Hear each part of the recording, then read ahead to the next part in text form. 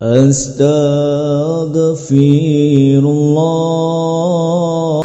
Bismillahirrahmanirrahim. Assalamualaikum warahmatullahi wabarakatuh.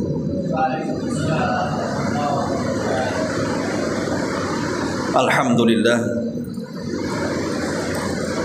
wassalatu wassalamu ala rasulillah wa ala alihi wa sahbihi wa mawalah wa la hawla wa la quwata illa billahi wa ba'd. Alhamdulillah, di malam hari ini walaupun cuaca hujan lebat di luar, tapi insyaallah hujan adalah salah satu tanda turunnya rahmat kepada kita. Makanya ada anjuran ketika turun hujan agar kita berdoa kepada Allah Subhanahu wa taala, karena di antara waktu mustajab doa itu ketika turun hujan.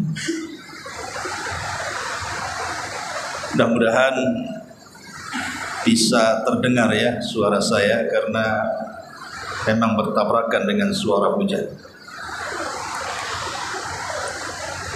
Pembahasan di malam hari ini kita akan membahas tentang 15 kesalahan yang berkaitan dengan mengucapkan salam dan juga menjawab salam. Kelihatan sederhana pembahasan ini, tetapi sesungguhnya pembahasan ini sangat penting sekali. Karena mengucapkan salam itu bukan hanya tahiyat seorang muslim kepada muslim yang lainnya, penghormatan seorang muslim kepada muslim yang lainnya, tapi lebih daripada itu terkandung doa yang luar biasa. Apalagi salam sendiri adalah satu di antara nama-nama Allah. Di antara nama Allah itu As-Salam. Baik, sebelum saya jelaskan 15 kesalahan fatal dalam mengucapkan salam atau menjawab salam, kita berikan muqaddimah dulu seputar salam ini. Kita awali dengan sejarah dulu. Kapan sejarah salam ini dimulai? Dan siapa yang pertama kali mengucapkannya? Ma'asyiral muslimin yang dimuliakan Allah Subhanahu wa taala, disebutkan dalam sebuah riwayat dari Abi Hurairah radhiyallahu anhu, ketika Allah Subhanahu wa taala menciptakan Adam alaihi salatu wassalam, tinggi Adam ini 60 hasta, atau kalau di meter itu 30 meter tinggi. Kemudian setelah Adam alaihi salatu wasallam diciptakan dalam bentuk tanah yang sangat keras, dan sudah terbentuk manusia dengan seindah mungkin. Laqad khalaqnal insana fi ahsani taqwim. Kami telah menciptakan manusia itu dengan sebaik-baik bentuk. Maka mulailah Allah Subhanahu wa taala meniupkan roh kepada Adam alaihi salatu wassalam. Maka ketika ruh sudah masuk ke dalam jasad Adam, satu kehormatan yang Allah berikan kepada Adam alaihi salatu wassalam, diperintahkan seluruh malaikat untuk sujud. Wa idh qala rabbuka lil malaikati isjudu li Adam fasajadu illa iblis. Ketika Allah Subhanahu wa taala memerintahkan seluruh malaikat untuk sujud kepada Adam, maka semua malaikat sujud kepada Adam kecuali satu makhluk ini, namanya iblis. Dia enggan, sombong, dan termasuk makhluk yang kafir. Setelah kemudian Adam alaihi salatu wassalam dimuliakan oleh Allah Subhanahu wa taala dengan sujudnya para malaikat, maka Adam alaihi salatu wassalam diperintah Allah untuk mendatangi para malaikat, dan Allah katakan idhab fasallim ala ulaika minal malaikati. pergilah wahai Adam kepada sekelompok para malaikat itu, ucapkan salam kepada mereka, kemudian dengarkan apa jawaban mereka. Maka Adam pun mulai mendekati para malaikat, kemudian mengucapkan assalamu alaikum, assalamu alaikum. Maka semua malaikat mengatakan waalaikumsalam warahmatullah. Maka kemudian Allah Subhanahu wa taala mengatakan kepada Adam alaihi salatu wassalam, itulah salam penghormatanmu dan salam penghormatan bagi seluruh keturunanmu. Dari sini sejarah salam, yang pertama kali mengucapkan salam adalah Adam alaihi salam, dan yang menjawabnya adalah para malaikat. Ma'asyiral muslimin yang dimuliakan Allah Subhanahu wa taala, adapun keutamaan salam sendiri sangat banyak sekali. Salah satunya disebutkan oleh para ulama min asbabi dukhulil jannah, sebab terbesar orang dimasukkan ke dalam surga. Kata Nabi SAW pada khutbah pertama Rasul pasca hijrah dari Mekah ke Madinah, Rasul singgah di Kuba. Maka ceramah pertama kali yang keluar dari lisan Nabi SAW adalah ayyuhan nas abshus salam wa at'imut ta'am wa sallul arham wa sallu bil laili wan nasu niyam tadkhulul jannata bisalam. Wahai manusia, sebarkan salam. Lihat perintah pertama Rasul, sebarkan salam. Beri makan orang-orang yang kesusahan, sambung silaturahim di antara kalian, dan solatlah malam ketika manusia sedang tertidur, maka kalian akan masuk surga dengan selamat, kata Nabi. Ini yang pertama. Yang kedua, menyebarkan salam adalah salah satu bentuk kita ini mengikuti sunnah Nabi. Karena Nabi SAW memerintahkan kita dengan 7 perkara. Pertama, mengunjungi orang sakit. Yang kedua, mengiringi jenazah. Yang ketiga, menjawab doa kepada orang yang bersin. Yang keempat, menolong orang-orang lemah.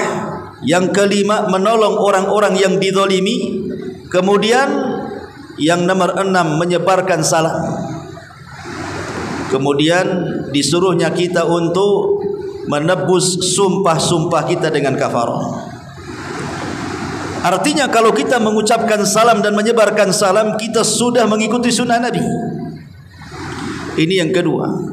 Dan yang ketiga, memang salam itu adalah hukukul muslimin, hak kita kepada muslim yang lainnya.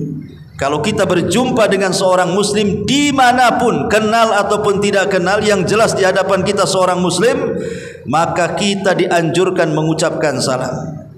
Dan wajib hukumnya menjawab.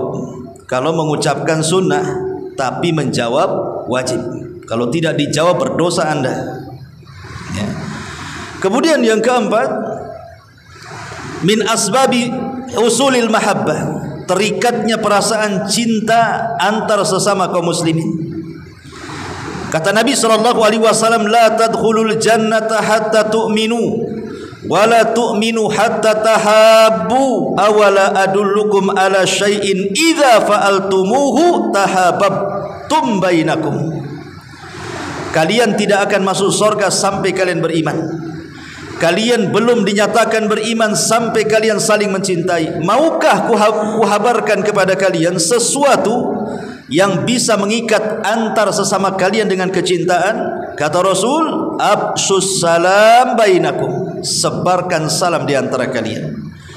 Dan ini sudah terbukti. Kalau antum musuhan dengan orang nih, coba saja mulai dengan salam, assalamualaikum. Awalnya dia malas tuh mau jawab, musuhnya masalahnya.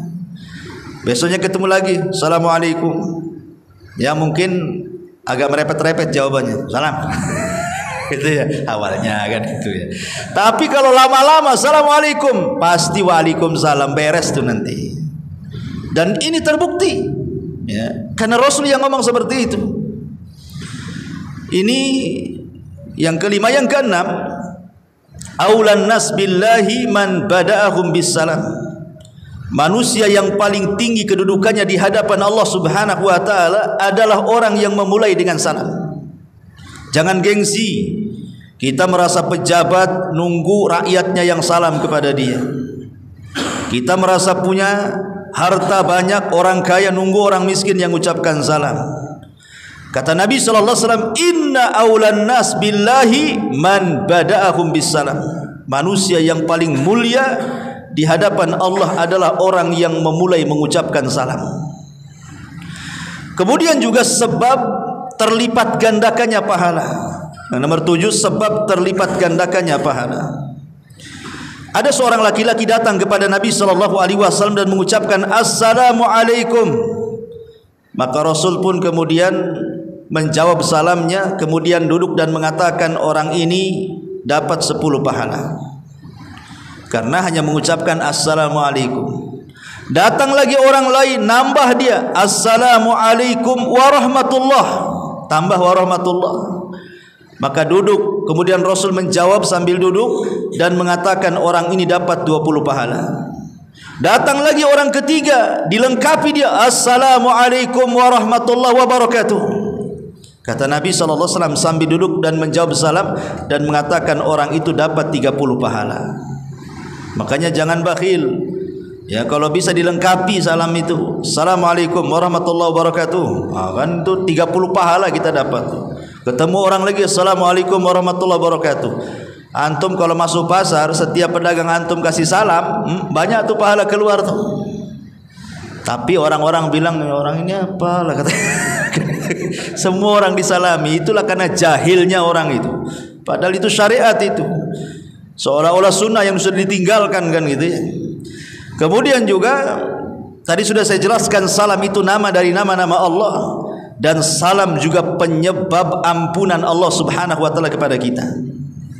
Kata Nabi sallallahu alaihi wasallam, "Innal mu'min idza laqiyal mu'min fa sallama alaihi wa akhadha bi yadihi fasafaha tanatharat khatayahuma kama yatanathara waraqasy syajari."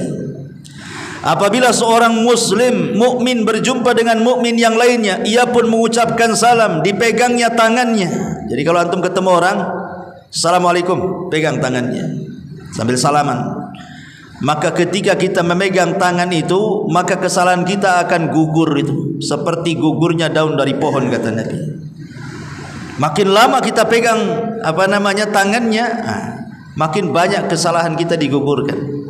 Makanya kalau salam pegang aja, nunggu dia yang lepas. Masalahnya dua-duanya tak mau lepas. Lama kali nih supaya dosanya itu luntur maksudnya ya. Taib. Kemudian juga salam ini termasuk taqwiyatul ukhuwati bainal muslimin, sebab terikatnya kekuatan kaum muslimin dalam kerangka ukhuwah persaudaraan. Termasuk juga tahqiqul amni wat tuma'ninati fi qulubin nas. Terwujudnya ketenangan, terwujudnya keamanan. Karena makna salam ini artinya ketika saya katakan assalamualaikum, saya mendoakan antum, semoga Allah selamatkan agama antum dan semoga Allah selamatkan badan antum. Selamat badan ini macam-macam, dari penyakit, ya, selamat kehormatannya tidak digibahi orang, ya, selamat hidupnya, berkah terus hidupnya, kan itu. Ini bukan kalimat biasa kan itu. Dan yang terakhir, walaupun banyak kaidahnya, sebenarnya ketika kita mengucapkan salam, kita ini sebenarnya memancing orang mendoakan kita. Kalau kita datang, tolonglah doakan ana, belum tentu dia mau doakan kita kan. Tolong akhi doakan ana, paling tinggi ialah saya doakan. Tapi habis itu tak lupa dia tadi doakan juga kan gitu ya. Tapi kalau antum ucapkan assalamualaikum, secara otomatis dia mendoakan kita. Waalaikumsalam, didoakannya selamat kita. Warahmatullah, didoakannya rahmat kita. Wabarakatuh, didoakannya berkah pula. Jadi salam itu mancing doa sebenarnya, kan gitu kan. Jadi kalau antum setiap ketemu orang assalamualaikum, orang itu jawab 100 orang satu hari, berarti antum didoakan 100 kali dalam satu hari, selamat hidup antum, penuh rahmat hidup antum, berkah hidup antum. Wah, luar biasa sebenarnya kan. Ini amalan-amalan ringan harusnya kita amalkan karena luar biasa doa salam ini. Ma'asyiral muslimin yang dimuliakan Allah Subhanahu wa taala. Baik, kita langsung saja, tidak memperpanjang mukaddimah. Apa sih kesalahan-kesalahan? Jangan anggap remeh masalahnya, karena ada kesalahan-kesalahan yang terkadang kita ini lupa bahwa salam itu adalah tahiyatul muslimin, dan bukan hanya sekedar penghormatan, tapi dalamnya penuh dengan doa rahmat, berkah dan keselamatan yang luar biasa. Makanya perhatikan 15 kesalahan orang yang mengucapkan salam atau yang menjawab salam ini. Yang pertama, ya, seseorang hanya mengisyaratkan dengan tangannya tanpa mengucapkan salam. Contoh umpamanya kita dalam mobil, dalam motor, ya, ada kawan kita mungkin seberang sana, kita cukup begini aja, kan itu ya.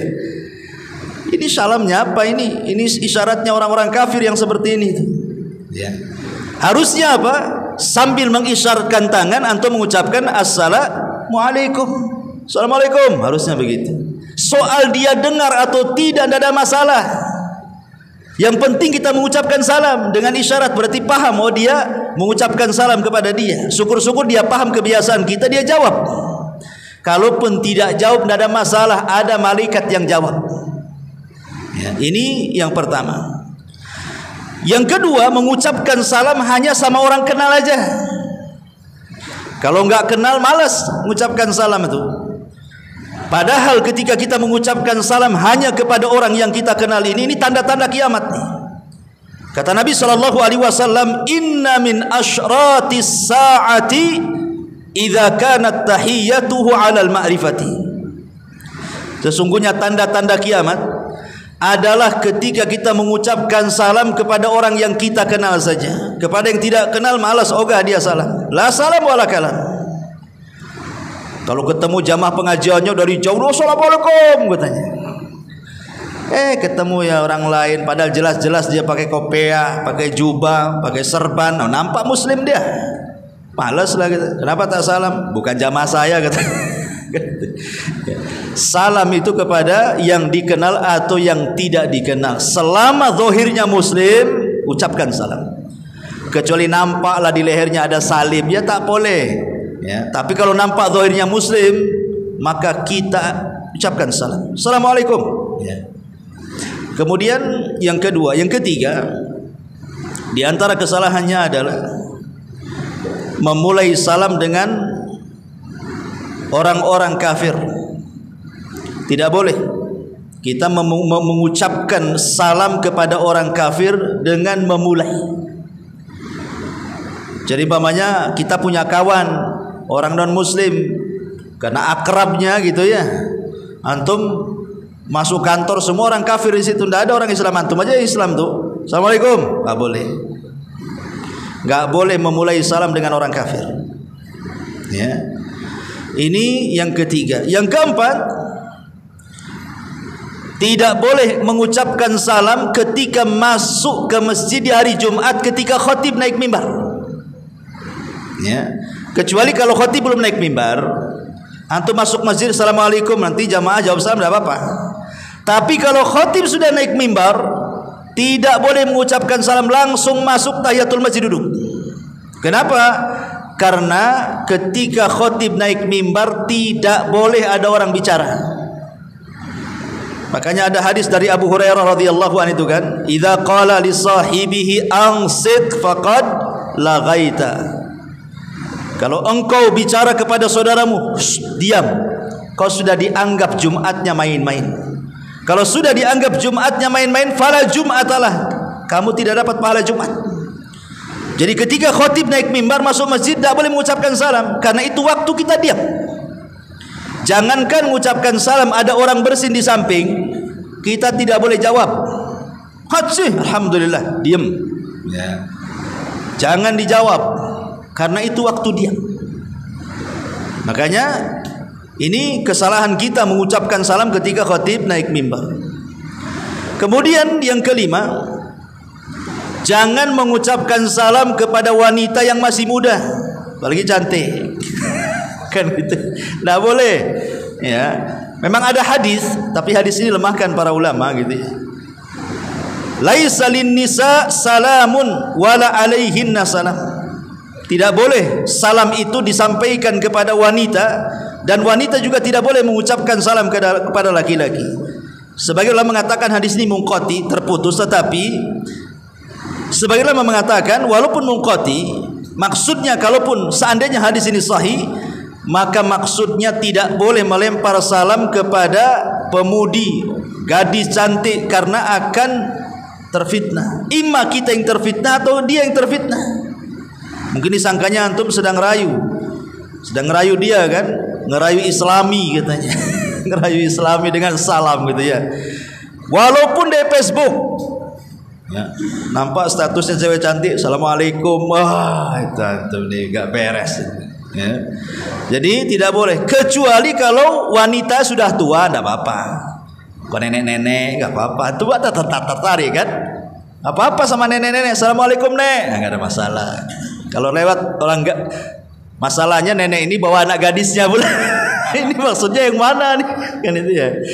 Ma'asyiral muslimin yang dimuliakan Allah Azza wa Jalla. Taib, ini yang kelima. Yang keenam, mengucapkan salam dengan suara pelan. Assalamualaikum.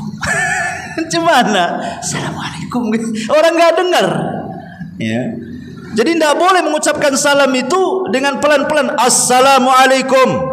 Jelas, karena salam ini syiar, harus didengar orang. Ya. Jadi dikeraskan, kencangkan kalau salam itu. Assalamualaikum. Nah gitu ya. Jangan assalamualaikum. Yang jawabnya waalaikumsalam kan itu. Subhanallah ya. Jadi ini yang keenam, jangan melirihkan ketika mengucapkan salam. Yang ketujuh, mengucapkan salam dengan nada marah tidak boleh. Assalamualaikum. Kan gitu ya. Ya, kalau nggak boleh kita mengucapkan salam dengan nada kesal marah, tidak boleh. Karena salam itu doa. Semarah apapun kita sama orang, jangan digunakan nada marah itu dengan salam. Ya, tetap saja salamnya lembut gitu kan. Assalamualaikum warahmatullahi wabarakatuh. Gitu ya. Kalau kan lain tuh kan gitu ya. Tapi salamnya janganlah kemudian diikut-ikut sertakan marah kan itu. Karena salam ini doa. Semarah apapun tetap gayanya harus tenang ya, karena ini doa yang baik bagi kita. Kemudian yang juga begitu juga orang yang jawab salam juga nggak boleh sebenarnya marah-marah tuh. Ya. Kemudian yang nomor 8, apalagi sampai menggantikan salam dengan lafaz yang lain. Umpamanya selamat pagi, selamat petang, selamat siang, tidak boleh. Karena ini menyerupai orang-orang Majusi. Itu ucapan orang-orang Majusi itu seperti itu. Kecuali antum ucapkan salam dulu, baru kemudian tanya, assalamualaikum, waalaikumsalam warahmatullah, selamat pagi. Karena sudah mengucapkan salam kita. Ya. Jangan salam yang nggak ada itu pula yang keluar. Nggak boleh kan itu ya. Ini juga menyerupai orang-orang Majusi. Kemudian yang nomor 9, atau ketika antum nelpon gitu kan, kadang-kadang tidak ada salamnya, halo-halonya aja yang kenceng. Halo, halo, kan itu. Ya, gunakan salam juga. Ya, kalau sudah halo, halo, assalamualaikum, atau assalamualaikum dulu, assalamualaikum, halo, assalamualaikum, halo, nah, gitu ya. Kalau bisa salam dulu. Ya. Kemudian juga yang nomor 10, ada orang yang tidak mau jawab salam. Jelas-jelas saudara kita ini sudah berbuat baik kepada kita, mendoakan keselamatan kepada kita. Harusnya kan kita berterima kasih. Sebagai bentuk terima kasihnya ya kita jawablah kan gitu. Dia sudah doakan kita, masa kita tidak doakan balik? Doakan balik. Jangan sampai tidak menjawab. Karena kalau antum tidak menjawab salam, dosa antum. Kenapa? Karena menjawab itu hukumnya wajib. Berdosa tidak menjawab salam itu. Kecuali kalau antum rame-rame. Ya, pokoknya antum 10 orang, 20 orang, ada orang lewat assalamualaikum, maka satu saja yang cukup menjawab mewakili semuanya. Tapi kalau kita sendiri kemudian ada orang mengucapkan salam, kita diam, berdosa kita kalau tak jawab. Dan harus tahu diri bahwa yang mengucapkan salam itu yang berdiri kepada yang duduk, yang berjalan kepada yang duduk, kan itu ya. Jangan yang duduk dulu assalamualaikum, tidak, yang jalan dulu assalamualaikum. Nanti yang duduk menjawab salam. Ya, kalau nampak ada orang tua dengan orang muda, ya kalau bisa anak muda dulu menghormati orang tua, kan itu. Kemudian juga yang nomor 11, berhenti mengucapkan salam gara-gara tak pernah dijawab. Kan ada itu malas. Kenapa untuk salam? Pernah dijawab, malas saya. Kan gitu. Jadi jangan sampai meninggalkan salam hanya gara-gara tidak dijawab. Ada sebuah hadis, kata Nabi SAW, la yahillu li muslimin an yahjura musliman fawqa thalathi layalin fa innahuma nakibani anil haq ma dama ala suramihima wa awwaluhuma fainan yakunu sabaqahu bil fai'i kafaratan lahu wa in sallama falam yakbal wa radda alaihi salamahu raddat alaihi al malaikatu wa raddat alal akhar asyaitanu wa in mata ala suramihima lam yadkhula al jannah jami'an abada. Kata Nabi SAW, tidak halal alias haram bagi seorang muslim untuk mendiamkan muslim yang lainnya lebih dari 3 hari. Lihat, Islam ini melarang kita kalau bertengkar itu jangan lebih dari 3 hari. Bolehlah kita diam-diaman, tapi jangan lebih dari 3 hari. Bagaimana Islam ini indahnya, supaya jangan menjadi dendam, gitu maksudnya. Tidak halal bagi seorang muslim untuk mendiamkan muslim yang lainnya lebih dari 3 malam. Sesungguhnya kedua-duanya jauh dari kebenaran selama mereka berdua masih saling mendiamkan.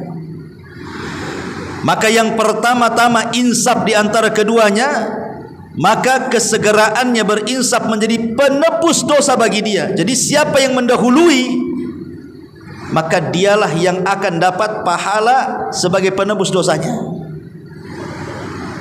Kemudian kata Nabi SAW, jika si A mengucapkan salam terhadap temannya si B, namun si B tidak menerima padahal si A ini mau menjawab salam, maka salamnya akan dijawab oleh malaikat. Tidak apa-apa, ya, salam kita ada yang jawab kok, walaupun dia tidak mau kita salami dia karena kesal dengan kita, diam saja, tidak masalah, ucapkan salam saja, malaikat jawab salam kita.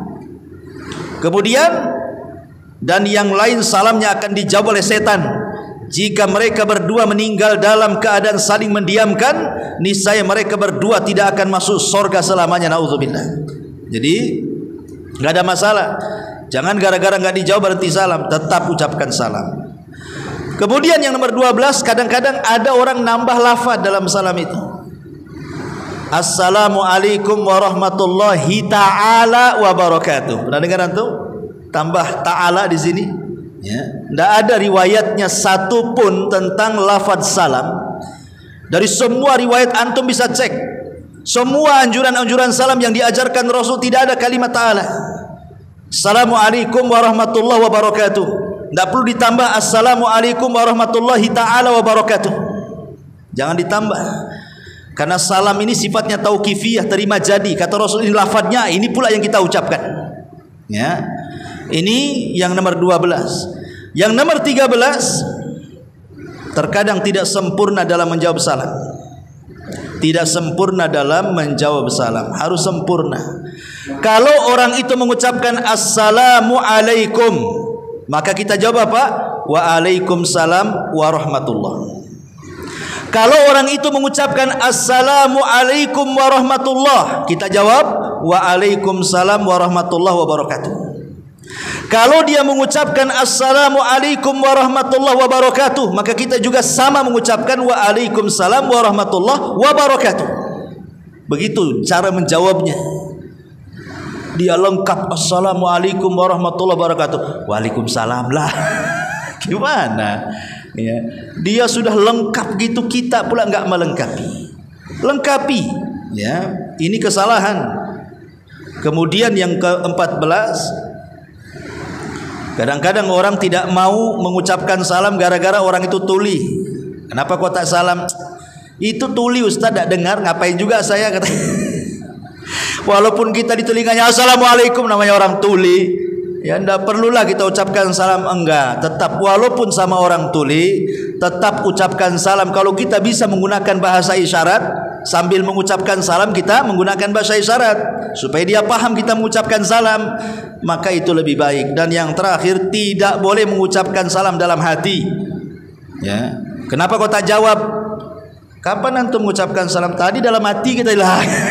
Mana? Aku juga jawablah dalam hati juga katanya kan. Jadi inilah 15 kesalahan tidak boleh dilakukan dalam salam. Karena salam ini sesuatu yang sangat istimewa di hadapan Allah Subhanahu wa taala. Anda bisa bayangkan loh, kita di dunia ini perlu 3 kalimat ini. Pertama, kita perlu selamat. Siapa yang tidak ingin selamat coba? Kita ingin selamat dunia akhirat kan? Selamat dari penyakit. Di dunia saja kita ingin selamat dari penyakit, selamat dari ocehan, omongan, fitnahan, gibahan orang, hasad, dengkinya orang. Kita pengen selamat. Karena kalau seandainya kita difitnah orang saja, sakitnya tuh di sini tuh. Sakit kali kan gitu ya. Rasanya kita tidak tenang hidupnya. Kita pengen selamat kehormatan kita.